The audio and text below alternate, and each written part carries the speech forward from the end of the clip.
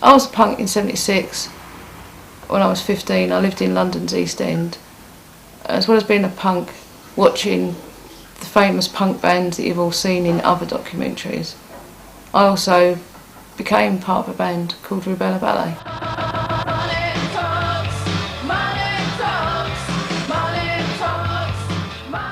I met a lot of people and had a brilliant time as a punk.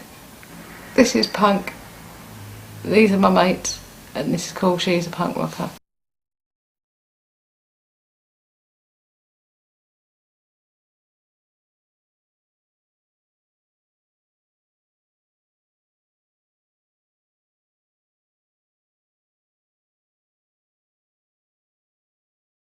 I was wanting to know, having been through the hippie movement, what was going to happen next.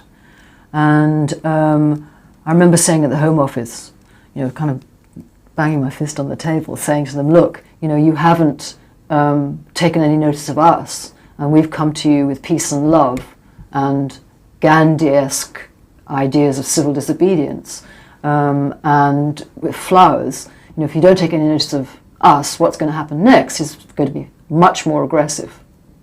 So I was kind of waiting to see what would happen next. You know, what was the next generation of youth going to do? Punk! I'm a punk rocker. I wanted people to look at me and go, what the bloody hell is all that about? All hell broke loose, basically. Everyone suddenly knew who punks were, and we were public enemy number one. Everyone was trying to attack us, shout at us in the street, going, oh look, you dirty punk rockers, look, she's a punk rocker.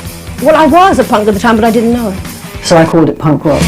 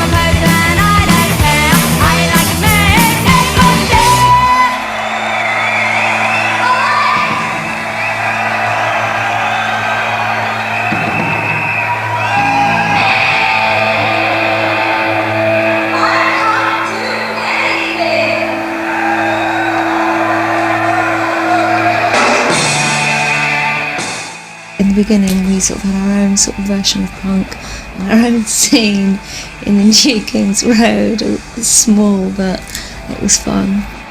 Well, I was brought up in World's End, so I kind of saw the whole thing unfold. And at the time, you know, a friend of mine used to work in Boyford Market, and I just went in there, and you know, that's when I met Polly. She had a little store there and stuff. Because I was selling lots of plastic clothes, so then I used the name polystyrene for my stage name. Well, I was a punk at the time, but I didn't know it. Do you see what I mean? It was like, I had my own style. We used to go to Beaufort Market, and there was lots of people in there. One of the people I think that was in there was polystyrene selling her clothes in her shop. And then when I saw, you know, her stuff, it was completely different than the kind of stuff I was wearing. But I thought, wow, you know, there's a load of people that are kind of the same as me. Because at the time, it's like, it just seemed like a whole generation was just, or individuals in a generation, just wanted to, we all kind of had the same idea, and somehow or other it was like a magnet.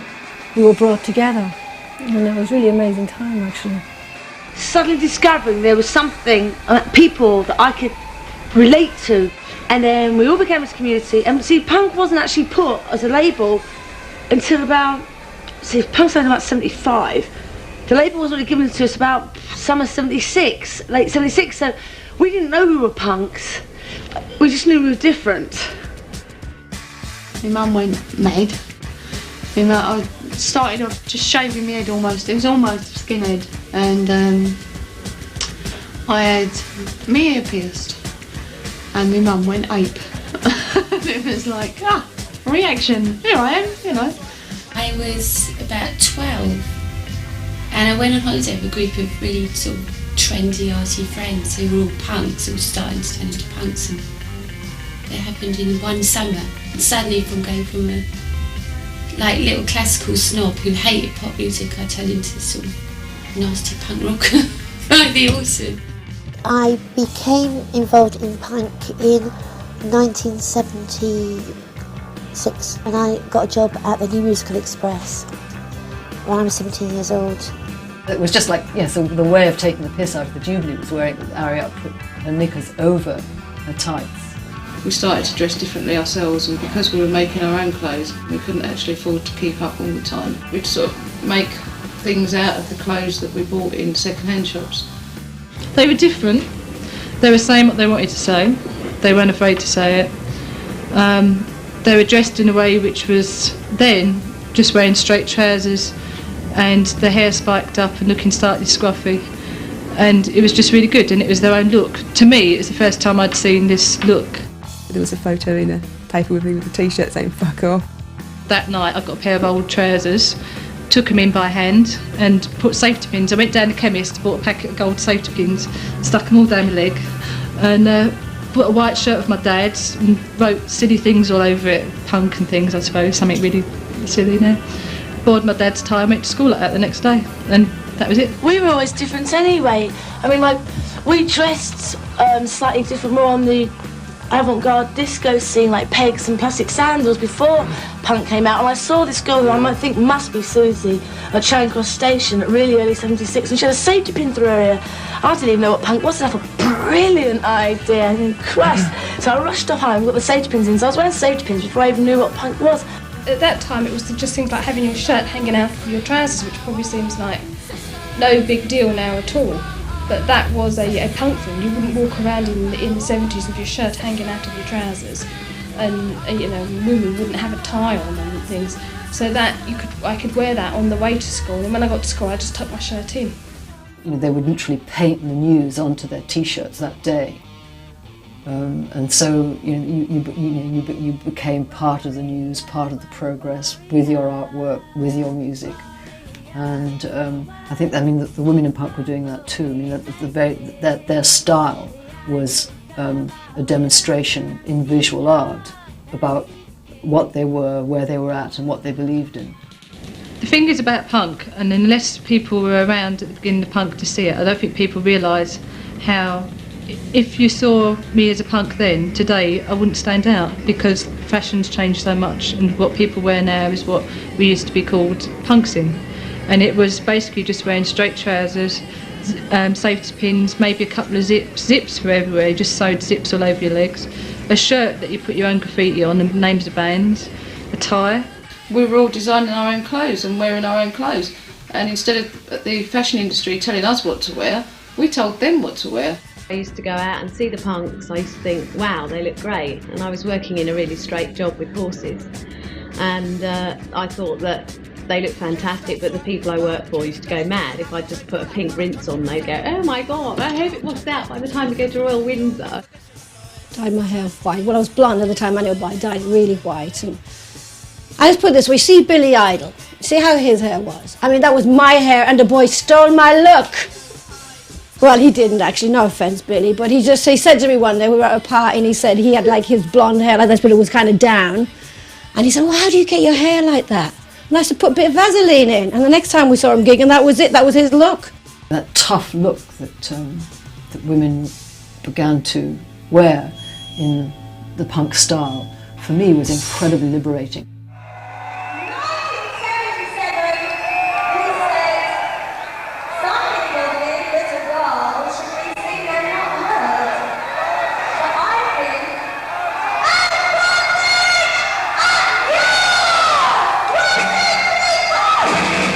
what the hippie chick was meant to do was sit at home and embroider the tears in jeans, and so the embroidered jeans was kind of one of the icons or the symbols of the hippie movement. What was so absolutely fantastic in the punk movement, you didn't have to embroider jeans. You didn't have to do any sewing at all. You used safety pins, and the rips were okay. I mean, it was these little. To me, it was just fantastic.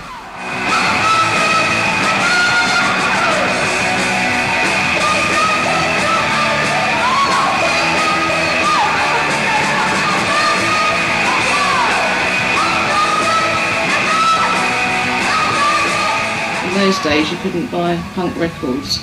No one had ever even heard of punk. So if you saw another punk, you'd just stop and talk, which is how you met other punks, which you were saying about how do you meet people. And down local youth clubs, I mean, it was just, you just identified, if you saw punks went there, then you went there, and that's how you got to meet other punks, and that's how you got to find out about clubs and places to go. It was really, really at the beginning of punk, wasn't it? And then it was about going to see the other bands play, so we'd get all the tickets for free for the music machine. We might pay for the Friday night or the Saturday night, but then we get lots of free tickets for during the week. And I can't really remember the names of the bands now, but they were like the first punk bands. They were bands that you didn't really know who you were going to see till you got there. Yeah, then I started going to gigs. That was it. Marion kind of introduced me to the punk scene in London at the time. So we used to go to the Roxy all the time, and Voltex and 100 Club, and it was just pure partying, I suppose, all the time. Yeah, there wasn't much about punk anyway, really. Nobody knew about punk except for the music press wrote a little bit about the Sex Pistols. What was the word that I could use to distinguish this kind of music from pub rock or stadium rock or rock and roll? So I called it punk rock. We're just born teenagers. It wasn't the best time to be in a band if you didn't want to be spat at, for example, because that, doing long tours and things and always being covered in gob was, no fun at all. I think we were spat at because the press it used to say, and their fans adore them by spitting at them. This is how they show their appreciation, and they didn't actually until they wrote it, and then all the kids came along and thought, oh, this is how we're going to do it. So it was a nightmare, sort of like going on stage and sort of coming off all this gun-tube and gob. And we used to wear sort of, I used to wear a lot of plastic, sort of protective clothing. In 1979, we played a gig at the Theatre Royal Stratford, and it was invaded by skinheads before we even went on stage. We were playing with Poison Girls. Skinheads were there, and they were sort of being a bit loud, abusive, shouting things, but not too bad. And then one of them spat at me, and I stopped and sort of had a go at him, and he got on stage and apologised to me in front of all of the skinheads. He was saying, sorry I spat at you, which was just as well, because I was about to punch his face in. We'd play, because of all the media attention, when we played, we'd get people coming up being very, very aggressive, like throwing lager over you and stuff like that. I remember I hit one guy over the head in Wales, in Cardiff, with my microphone stand, because he threw a pint of lager over me. Yeah, well, I kind of became her bodyguard. I was like, we became really good friends, like sisters, but also I was her bodyguard, you know what I mean? It's like, not that she really needed a bodyguard, but I mean, to be quite honest as well, I was ready that if I needed to, I could have actually put somebody on the floor if I needed to, and I did kind of give off that vibe. But I never really had to do that because, you could actually laugh off lots of situations.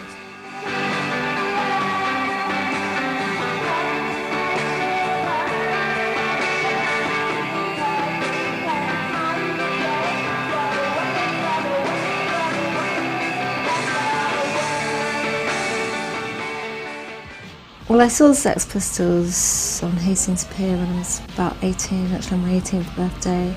And they weren't famous, and I just was curious to see who the Sex Pistols were. There was a sign outside. Well, we moved to London in 1976, and it was just kind of happening then, so it just sort of really tied in. We came up, moved to Hammersmith, and the Pistols just started doing gigs and Stranglers and everything, so great. We just kept going to gigs all the time. It was brilliant. Obviously we were searching for something, and then when the Pistols came, it was there. That's what we were searching for. That was what was happening. So it was like, thank you. When Johnny Rotten and that crowd came on the scene, it was like a breath of fresh air to begin with, because the music scene at the time was pretty crappy, and there wasn't anything I was particularly interested in. It was all commercial shit, really. They're a bit of a blur now. I can't remember which Pistols gig was which. The one I particularly remember actually is when they played the Screen on the Green in Islington. Because I actually went to that one on my own. Tim was down in Devon, so, and it was the Pistols and the Clash and the Buzzcocks. I thought, brilliant bill, you know, I can't miss that. So I went up there. And Paul Cook saying, you know, I'll keep an eye on you. You know, you're on your own. But I thought, well, be all right. You would go and see the Sex Pistols and it was so genuinely exciting. You would think, oh, after this, of course, we'll be stopping off at Buckingham Palace and cut their heads off. Gigs were interesting in the sense that initially I got the feeling that the aggression was quite theatrical. And in the very early days of punk, that power and the anger was on stage, being angry as a creative expression. But that began to be misunderstood, and by about 1978 and 79 there were other punks that actually thought the aggression was for real, and the gigs began to be quite hair-raising because there were other people joining the party who were actually coming there to fight. When I was a little bit older, about 14, 15, a few of us at the time were in things like the Anti-Nazi League and Work Against Racism, which was sort of mixed up with the gigs and, you know, to do with being a punk as well, I think. And also, I can remember at gigs actually that just isn't there now at all. There was a big, you know, are the National Front skinheads going to invade and, you know, smash everything on the stage and all that stuff. I can remember all that going on, which people who were in London or people who go to gigs now just don't know about. They never, you know, don't know what you're talking about. But there was the definite, you know, there's always that threat of that they might turn up or something. There's going to be a big ruck or something. I think when punk came out, it was probably quite different to the way the media took hold of it, because obviously it's in their interest to make it as sensational as possible to sell newspapers. So, I mean, it's like the Pistols and that Grundy thing, you know, but some idiot like trying to provoke people into swearing and stuff. It's just pathetic. School was just unbearable in the sixth form. I mean, you'd walk in the common room, they'd be going, punk, punk, punk, because by this time the press had written about it in the summer, and it was just pathetic in the classes. It was just too much. It was highly intelligent and imaginative. Oi punk is what they used to call us. Yeah, I had quite a few friends that were proud that one of their mates was a punk rocker, as long as it didn't have to be them. They weren't getting the stick for it, you know. Oh yes, the first day I went to school, went to my secondary school, it was like, woo, going to big school, you know. And I turned up with sort of green lipstick on and everything. They sent me straight back home. Get that off. Go back, put your uniform on. I couldn't get the hang of it at all.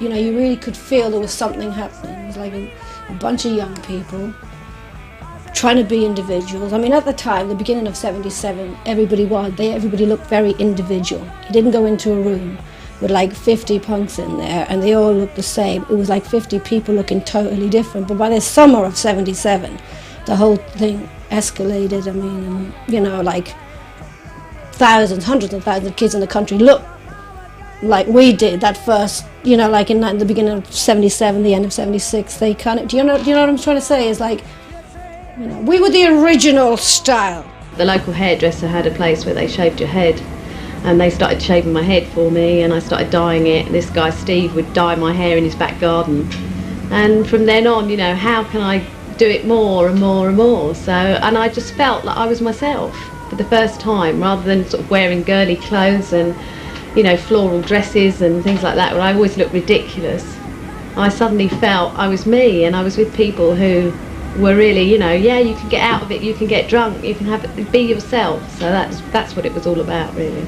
I wanted people to look at me and go, what the bloody hell's all that about? To read up on it. But, you know, I mean, unfortunately, a lot of people don't bother reading up, so they don't know what's going on.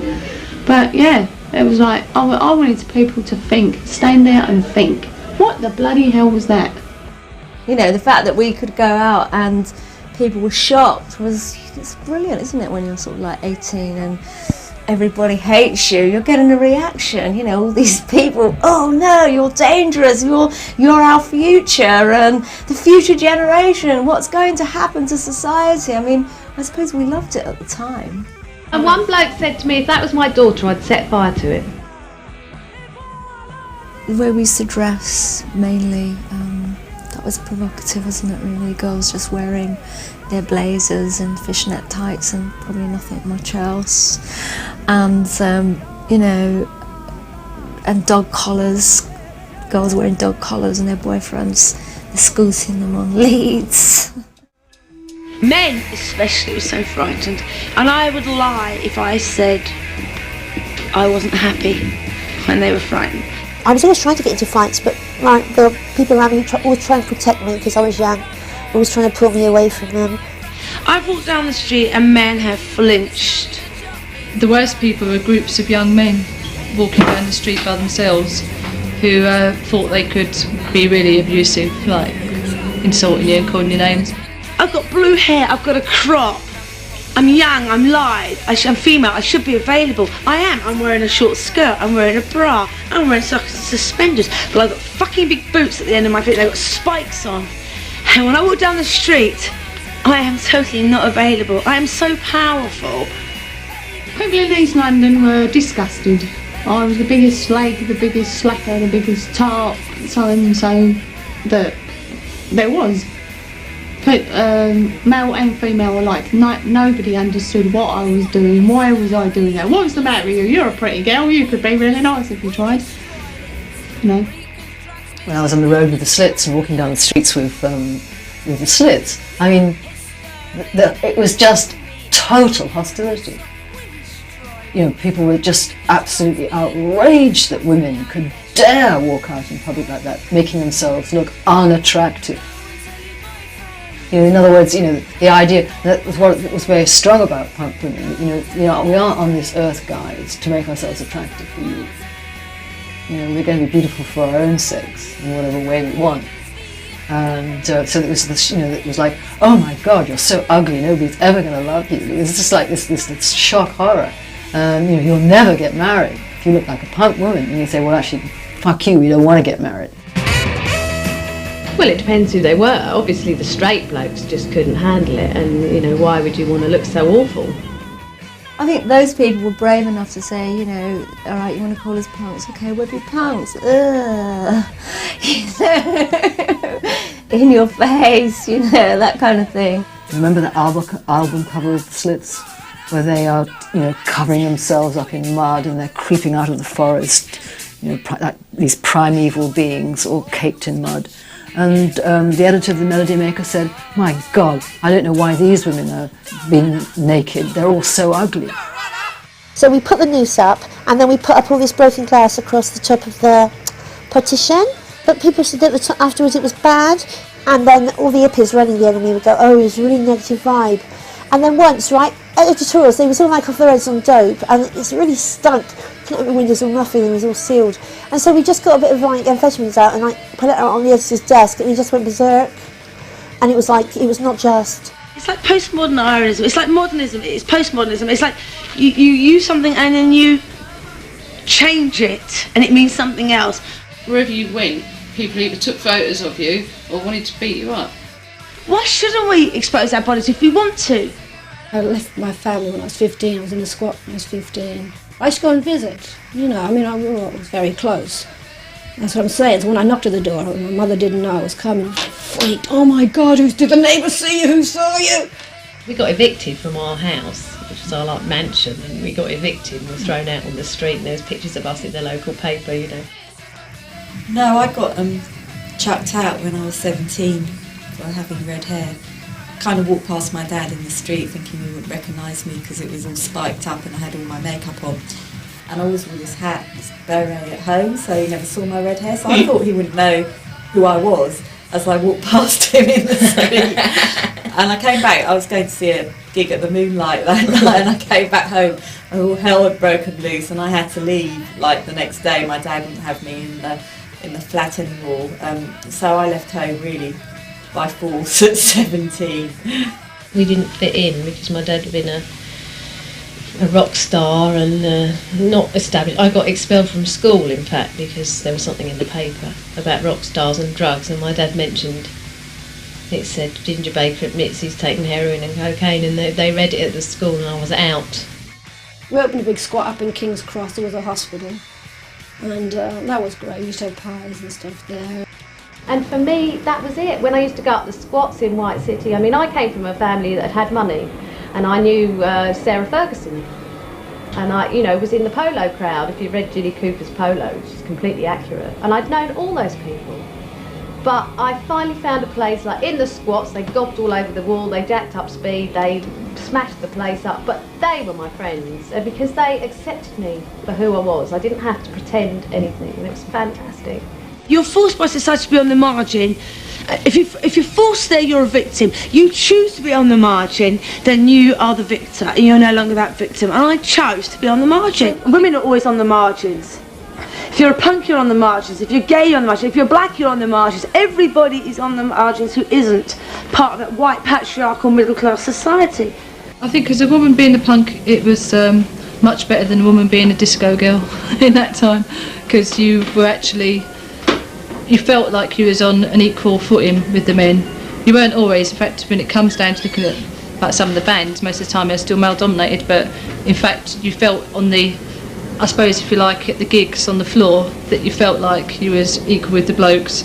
I wouldn't expect to be spoken to any different because I was a woman, other than when I'm being chatted up, which is a different thing. And then there's always some blokes that go too far, and like there isn't any situation, you tend to piss off, don't you? The look as well, but the people that I met were so fantastic. The people I met were so nice, and the blokes, you see, because they treated you as equals, which was the first thing. You could be a mate, you could get pissed, you could do whatever you wanted, and you were treated as an equal. It wasn't like, oh, these are girls, they're not allowed to drink pints. In discos, you just got treated like, well, just spare parts at discos. There's some that are alright, but I think they got better over the years, but the punk scene was definitely much better, and you could go to the bar and get a pint of lager and not get any comment, whereas I wouldn't want to be, I mean I used to do it in discos as well, but you'd get more of a look if you had a pint in your hand, because most of the girls were drinking martinis, but if you went to a gig you had a pint of lager, and it was expected, so it was alright, and I like drinking lager, so. No, well, I started going to gigs when I was about 13, in my 13th year, and no one seemed to give a shit about it, to be honest. We used bottles of cider, smoked as many fags as we could over the weekend, No one seemed to mind. I think because there was so much propaganda really about how disgusting and despicable and vermin that punks were, so sort of heavy, thuggy type people just thought, hell, here's our chance to, we've got a, what do they call it, a scapegoat or a punch bag really. We got chased by Teds many a time. The run back from London to the Pistols back to Hayes, you had to go through Lewisham, which is like teddy boy land. You just like, you just had to run the gauntlet. We actually had to leap off at Lewisham once and hide behind dustbins. They had an excuse to be violent because these were the horror, media-wise anyway, or gutter press-wise, these were the vermin of society. And also people had those names as well, didn't they? They were calling themselves things like Tampax and Sid Vicious and Rat Scabers, and they had all that, and people, that's strange. It seems funny because we were kids having a laugh, but it seems really weird that people actually took it seriously and saw it as something that was a threat. It seemed to be very provocative and threatening. At punk gigs, I think the violence was particularly real. It would be sort of ordinary people from outside that would just see it as, antagonistic. Never by punks. I always felt safe if there were punks there. I think the most threatening people always, kind of the straight-looking people. I've always thought that sort of suburban soul boys are the most scary, violent people there are, aren't they? It was always the straight people, and that time that they just walked across the road and smacked the bloke in the face. We were just walking along the road. Oh, you ugly punks, what's the problem? Our straight scene's far more violent. The punk scene wasn't violent at all really until Boys Town kind of took over.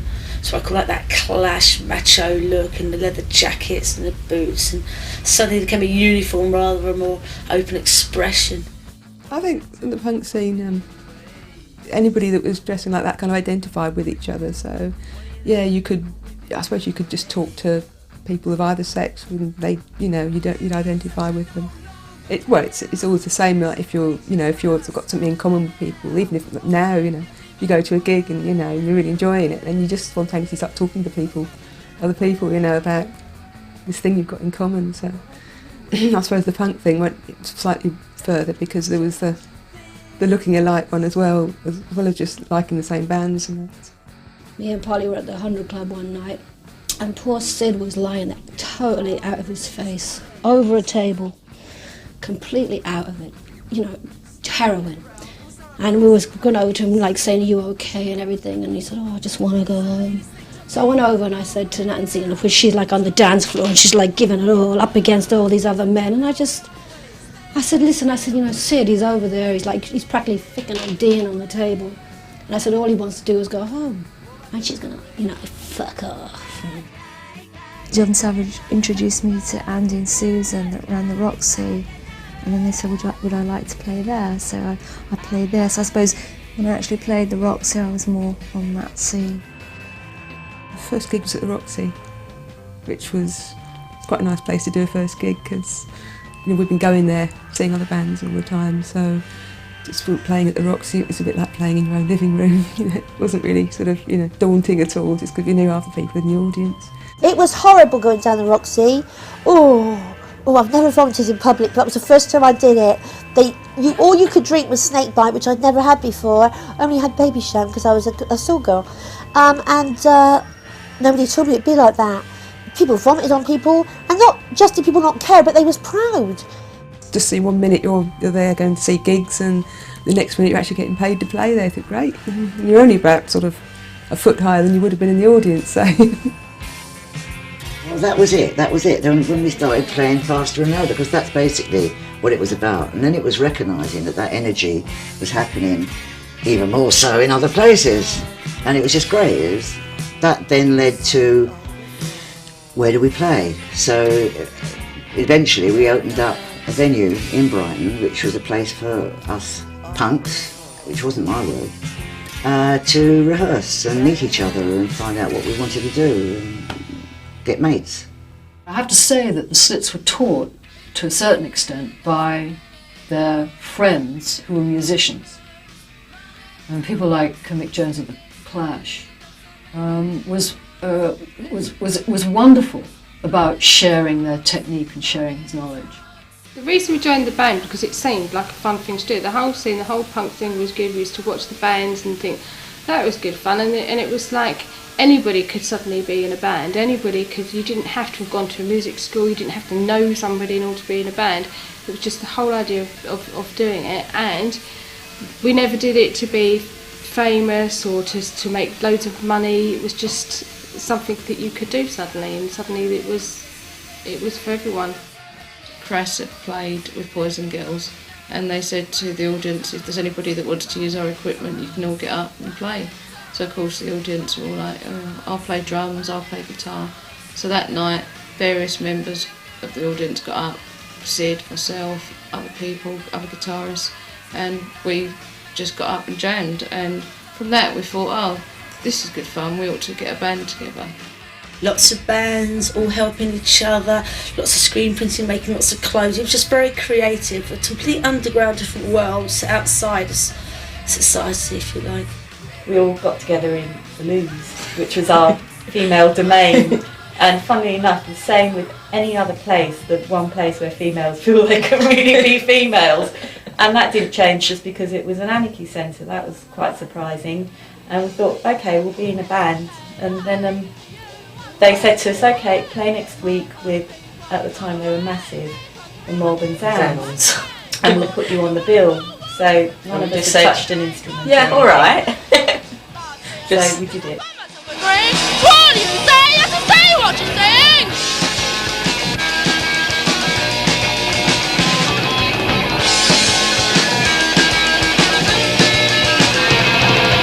Mix with you, let my ego get bigger!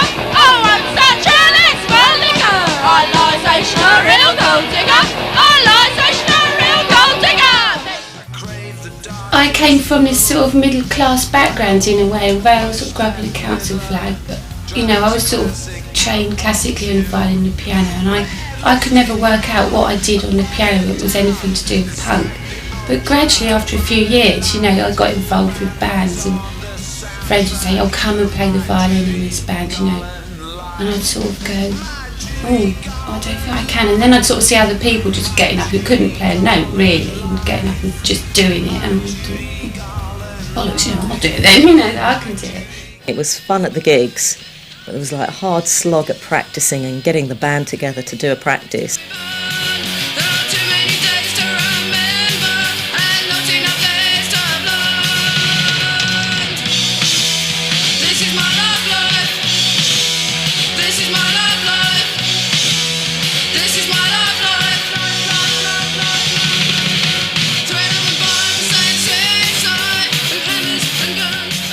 So I began gigs, and we rehearsed for a year, and then I started playing gigs.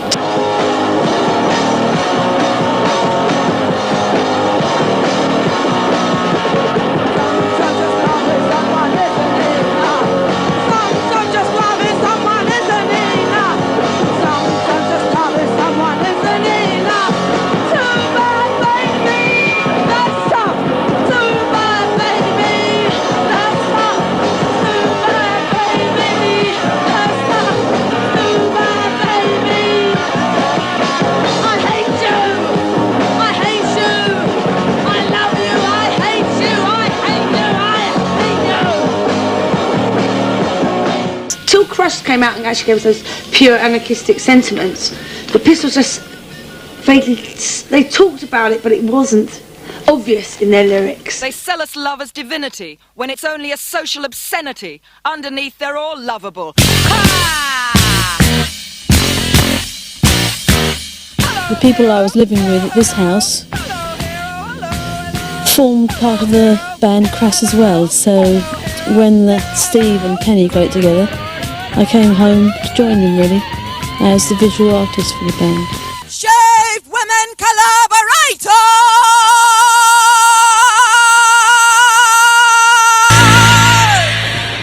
The band started and I wasn't in it, but I used to go along to gigs, and the places would always empty out, and I'd be like the one person pogoing in the front on my own quite often. But I found what they were doing was, I don't know, I found it very moving what they were singing about, and that they really, it seemed to be so felt and so meant. And the first thing I did with the band was a reading of Asylum, which was then not pressed on the first record, Feeding the 5,000, and they refused to press it, so it was called The Sound of Free Speech. And then I used to perform that. And then from then on, I just got into doing songs, some which I wrote.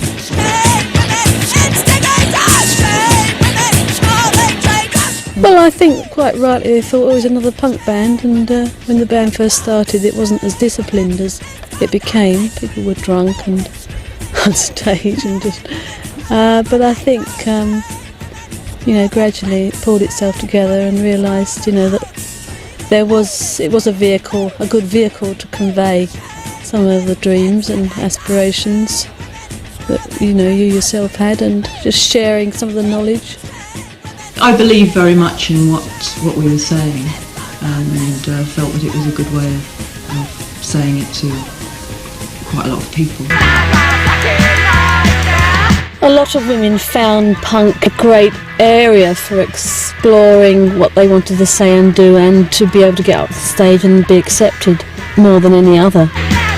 Let's put it this way, if I hadn't been doing the work I was doing, which was the studio work, I would have probably been out on the street a lot more, being an agitator. It's just the government now is so geared up to put you down. It's very geared up. I mean, you can't even protest on the streets without knowing you're going to get really clobbered. We stopped the city. I mean, the first two were great. We took them by surprise and we got away with, you know, really a lot of stuff. The third one, forget it. They were ready and waiting and hurt a lot of people. Got a lot of money out of fines off of people. You know, what's the point? Fuck 'em. You draw back and go underground again and come up somewhere else. I think people, from the letters that we get and the people we still have coming here, people have gone underground and they're beavering away on something else, you know, and I think that's great. I think what we were doing was challenging male-dominated ideals. Like, you know, the very sort of obvious ones, like, you know, when I came on the stage, I wasn't what was expected. The band was called Poison Girls, they thought we were all going to be girls. Just by being in a band that was predominantly female, we'd turn up and we'd play, and we'd have a following that didn't just consist of people who might think that we were attractive.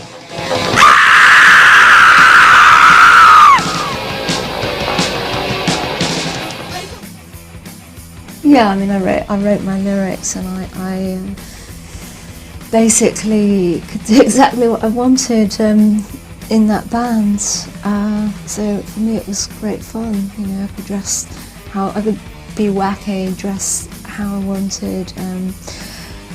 I could, you know, sing about and just express myself. I think it was a great sort of teenage, adolescent outlet, really, for sort of creative expression, really. We wrote all the lyrics and all the music, and because I think it was because we were influenced by the anarchy scene in Wapping and the bands that we were hanging out with, and practically everyone there was in a band, and the fanzines and just that whole environment. I think we were influenced to the extent that all our lyrics did have a message. They weren't as obviously anti-capitalism, anti sort of nuclear war, all the things the other bands are writing about at the time, because we thought that so many bands had covered the same issues in the same kind of way, and we wanted to try and find a different way. And I think it would be fair to say that our lyrics were kind of more female oriented. Actually, they were sort of more about, you know, the way inferiority of women and the way women are treated, and makeup, the whole spectrum of female concerns.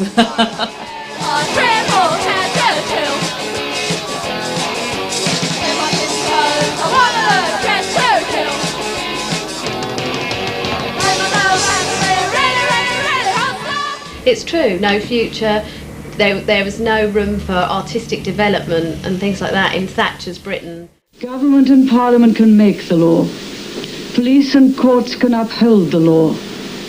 But a free society will only survive if we, its citizens, obey the law and teach our children to do so. Within punk, I discovered there's no class structure, there's no racism, everybody can do what they want to do. When they looked at me, they looked, not because I was a dwarf and different or whatever, they looked at me because I looked so odd. Once they had some dwarves up to promote an album, and I was very angry with this because it was before PC, but I was PC already, and I went berserk when I saw the dwarves. And I was only 17, I was just a kid, but I chased them out, and that was thought to be spoiling people's fun, and I said it was immoral.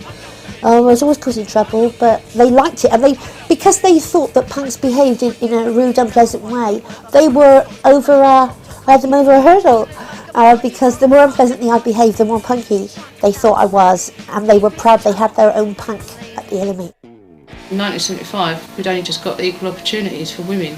All of those bills were going through regarding minority groups and the way they were treated in society, so we became quite political. The Anti-Nazi League and Rock Against Racism, they started around about 1977. I remember going to see X-Ray Specs at the Anti-Nazi League gig with Sham 69 in Victoria Park, and I think there was 100,000 people. It was all about fighting racism and fighting stereotypes.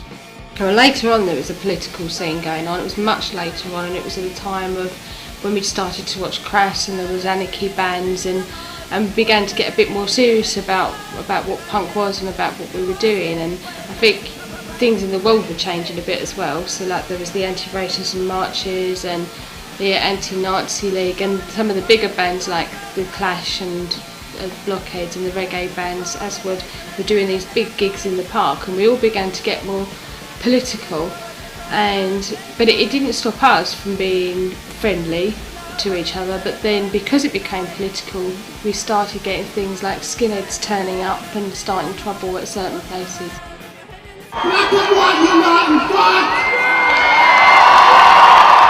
That's the chairperson of the NCU National Women's Advisory Committee. When you was in that scene, because you felt as an equal, I carried on believing that. So when I went to work, if I got any crap, I told people I weren't having it. When I was 13, 14, I started getting political and going to women's groups and things like that as well. And I don't think I really quite got it, but in a way it was quite good. It made me sort of conscious of a lot of things and fighting a lot of stereotypes at the time. Strike in Britain, very important strike of the coal miners. We wrote this song down. It's called Feeling the Pinch. It's about hard times. I went on to be a trade union activist in the company, and it was good for recruiting people as well, because people knew me by saying, look out for the woman with the pink hair, that's the person to join the union with. I denounce the system that murders my children. I denounce the system that denies my existence. I curse the system that makes machines of my children. I was energised by the punk stuff and the opportunities it gave us to talk about things that were very important to me as a mother. And I think one of the things I feel proudest of writing was Statement, which starts, I denounce the system that murders my children. Clause. I reject the system that To be able to say, look, this is not possibly on out loud, was, I wouldn't have been able to do that if it wasn't for the punk scene. I remember when we were in the band looking at Vice Versa from the Poison Girls and just thinking, I want to be like you, I really want to be like you, I just want to have it sussed and be where you're at your age, because she epitomised age and strength and the right attitude as well, and probably still does. Last time. What's your name? Come on, now tell me what's your name. Where's the pleasure? Where's the pleasure? Where's the pleasure? Where's the pleasure? Certainly, punk enabled one to be equal in a way which I hadn't found possible before. I'm not a real woman, I don't nod my head or visually wait for your favours in bed. I don't wear lace panties at wasted away prices or bondage and scanties at masochist dances. I'm not a real woman, don't waggle my hips or flapple my eyelids or shackle my lips. And I'm not a lemon, so please don't squeeze my bit. Yeah, the press got interested, and it was like punk mum in suburbs, blah blah. And I hated that. I really hated that. I didn't like the tag mum, and I suppose perhaps it was a weakness in me that I didn't take it on more positively, but I felt it like accentuated the difference between us and the sort of fears that there might be between us and all that sort of parental stuff. That isn't what I was there to do. I wanted to be there as a person in my own right, joining in the fun and making music and exchanging ideas and being where the action is. And I still do. I also had a son and a daughter, and I mean, it was uncomfortable, I think, because I did have pink-ish hair, and although it wasn't spiked, and I didn't look like normal mums were supposed to look when they were at school, and I think that was difficult for them, yeah. There was quite a strong element of competition between us. I mean, you don't want your mum. I didn't mind so much, I mean, because it was like, I could even take credit, not my kids. But from their point of view, it was difficult, I think. They didn't feel comfortable about it, but at the same time, they did have mixed feelings because they knew that we were sharing something, and they learnt a lot, and they met people of their own age, and they came on tours with us and had a whale of a time. Ribera Ballet played loads of gigs. We did a tour with Poison Girls and Crass, and we went all over Europe and America, and we had a brilliant time being in a punk band, because that's the thing about punk, it changed our lives because we was able to join a band, travel around the world. We wouldn't have been able to do that without punk. I was the keyboard player in Euthanasia. We did a lot of gigs with the Bella Ballet, and the singer that was my sister. And me and the drummer Pete had a baby, Cara, and as she got older, she was older, well I say older, she was only about 2, but she used to dress up in all the ballet type clothes as well, and she used to love it. She used to put the ribbons in her hair and makeup, and you know, little girls or boys, whatever, like dressing up, don't they? And she used to get on the stage with Bella Ballet and she'd just dance. My aunt's band, Bella Ballet, I'd go up on stage and dance around like an idiot, you know.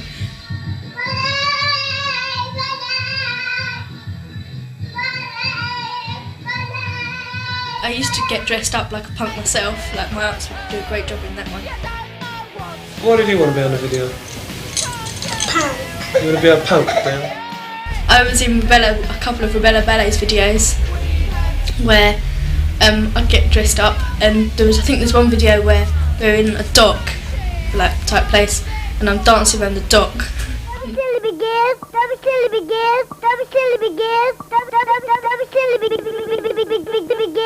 Money talk. In this land of so many laws, everybody knows money talks. In this land of so many laws, everybody knows money talks. Money talks. Money talks. Money talks. Money talks. It doesn't matter if you're right or wrong. It doesn't matter if you say no saying. It doesn't matter if you hate or love. It doesn't matter if you steal or give. 'Cause in this land of milk and honey, all they want is your money. Yes, in this land of so many laws, everybody knows money talks. Money talks. Money talks. Money talks. Money talks.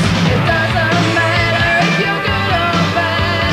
It doesn't matter if you're black or white. It doesn't matter if you live or die. It doesn't matter if you're male or female. 'Cause in this corrupt society, the rich pay to be free. Yes, in this land of so many laws, everybody knows money talks. Money talks. Money talks. Money talks. Money talks.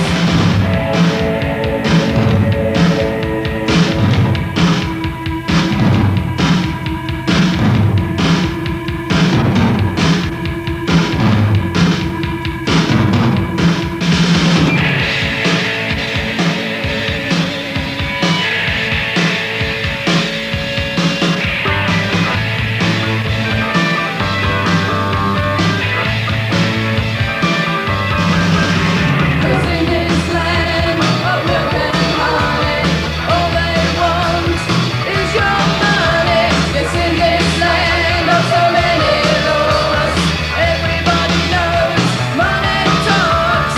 Money talks. Money talks. Money talks. Money talks.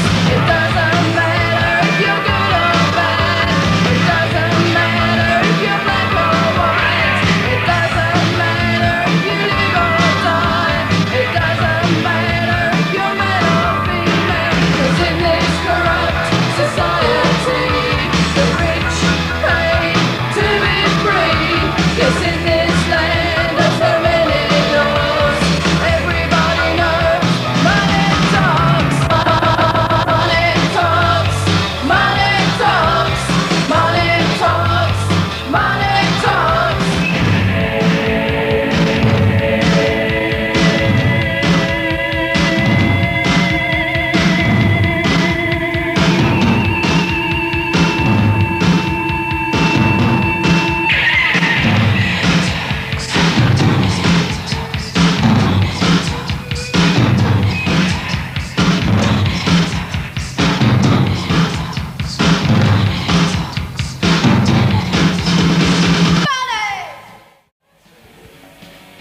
That's what's good about being a punk, it's just a right laugh.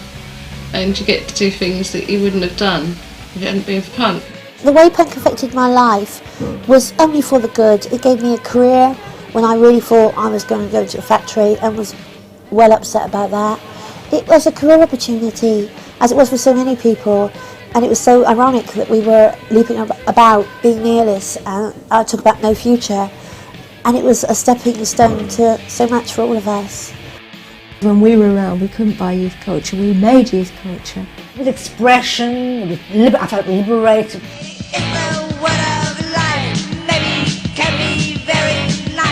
Tell me that you are really there, so why not dream me again? Maybe you are the fun, maybe you are the fun, maybe you are the fun, maybe you are the fun, maybe, maybe,